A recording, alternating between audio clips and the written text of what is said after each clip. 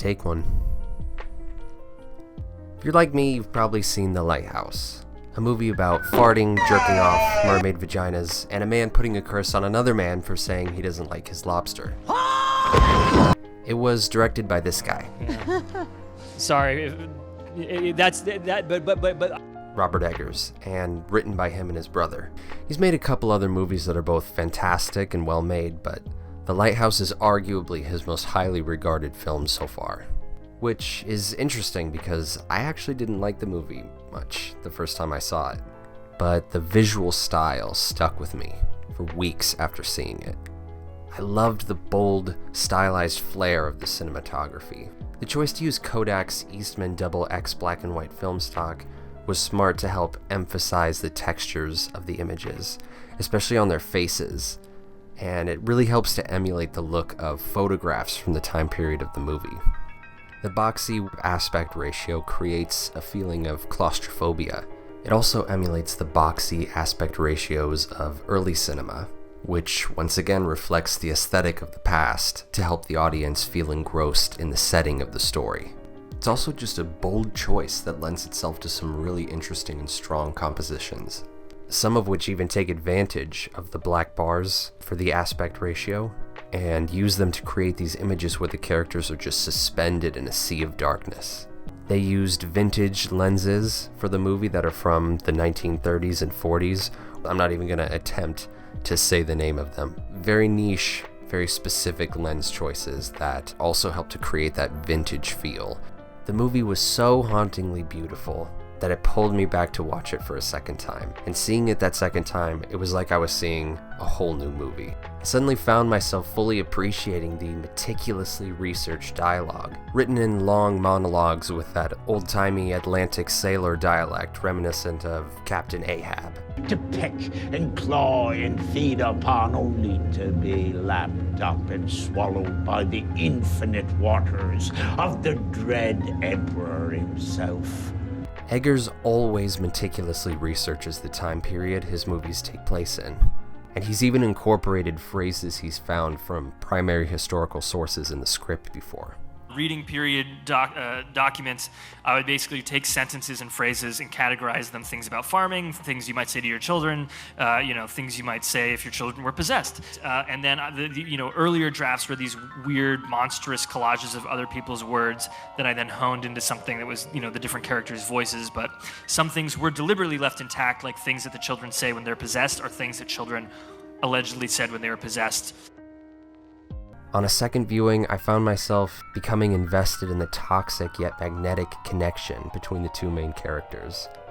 And I found myself questioning whether they were actually even different people or just two parts of the same person. And I was laughing. For a movie full of so many horrible and disturbing themes, it's also got a really great sense of humor. Goddamn farts!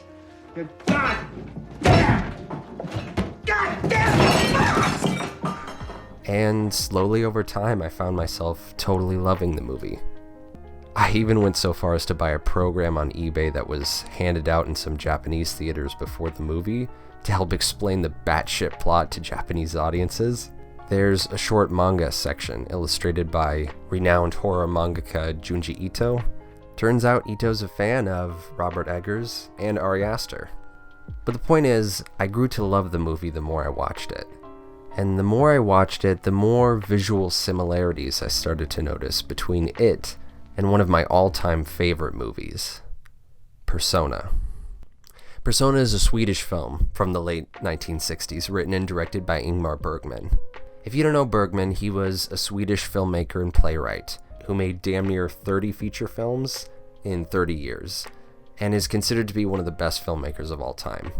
And Persona is definitely considered to be among his finest works. At first glance, Persona doesn't really seem to have much in common with The Lighthouse. It was made almost 60 years before The Lighthouse. It's foreign, it's a drama, there's no comedy in it, and it mainly features female characters with one male exception, who's really not in the movie much at all. The opposite being the case with The Lighthouse. But when I started comparing the overall look of both movies, I noticed a similar sensibility. Partly it's the fact that both films are shot on actual film with boxy aspect ratios in black and white, But there's also overlap in terms of framing, lighting, and even subject matter in both these movies. But that's just the visuals. The movies are obviously completely different in terms of their plots. See, Persona is a movie about two women, who are probably actually the same person, living alone on an island out by the ocean, drinking their worries away at night in the rain. One of them eventually opens up and spills the beans about their darkest secret to the other. In the end, the other woman betrays the first, they have a fight and go their separate ways. The Lighthouse is a movie about two men, who are probably actually the same person, living alone on an island out in the ocean, drinking their worries away at night in the rain. One of them eventually opens up and spills the beans about their darkest secret to the other. In the end, the other man betrays the first and they have a fight, and... The more I look, the more similarities I find between these two movies. Even down to details like both movies having currents of homoerotic tension between their two main characters, as well as both movies incorporating prominent hallucinatory sequences with a heavy emphasis on surreal imagery. Even the character dynamics seem similar. Alma and Tom both hide dark secrets, and really just want a modest life for themselves, but also they want to escape the mistakes of their past. While Thomas and Elizabeth have both sort of just renounced the world. Elizabeth tries to run away from her life entirely and get lost in the silence. And Thomas ran away to go stare into a light and lose his mind. I don't know, I might be reaching a bit, but suffice to say, Eggers was most definitely inspired by this film. There's a fantastic episode of the A24 podcast that I'll link in the description with Robert Eggers and Ari Aster, where they talk about how Bergman has influenced both of them as filmmakers. I just think it's interesting to compare and contrast the two. Because for me, it feels like these two movies are representations of the same thing, but they reflect different generations and cultures of people. Persona, reflecting the quiet desperation of 1960s Europe, while The Lighthouse's mad and exaggerated horror mirrors our culture today, ironically by bringing to life the nightmares of the past. But I guess the idea, though, is that you're trying to have something that resonates in any time. And I think by trying to have it be all about the time period in which it's set in, instead of making any kind of concessions for a contemporary audience, I feel like I have a stronger chance of it being timeless. Because obviously, as much as I try to get into the mindset of the people of that period, it is slightly impossible. So it finally is only going to be a mirror of the mindset of today, but using the lens of the past to reflect back on ourselves. I mean, that's a little, but I think you know what I'm saying. It was really interesting watching them back to back. I recommend watching them as a double feature. But yeah, that's all I have for you guys. See ya.